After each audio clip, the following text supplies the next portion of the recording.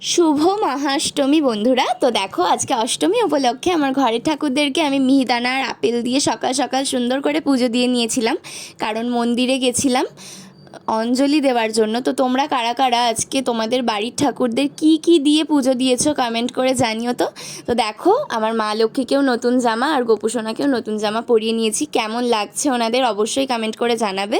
তো তারপর আমি রেডি হয়ে চলে গিয়েছিলাম আমাদের বাঁশবেড়িয়া হংসেশ্বরী মন্দিরের ওখানে, যে দুর্গাপুজোটি হয় রাজবাড়ির ঠিক আগে।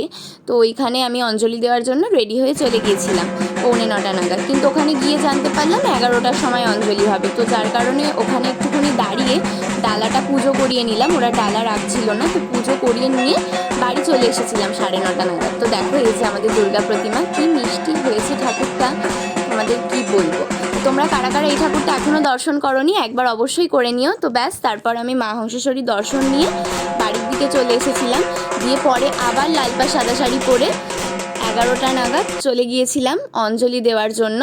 তো অঞ্জলি দিয়ে ঘেমে নিয়ে যে কি বেহাল অবস্থা হয়েছিল দেখো। তো আমাকে কেমন লাগছে অবশ্যই কমেন্ট করে জানিও কিন্তু। বাই।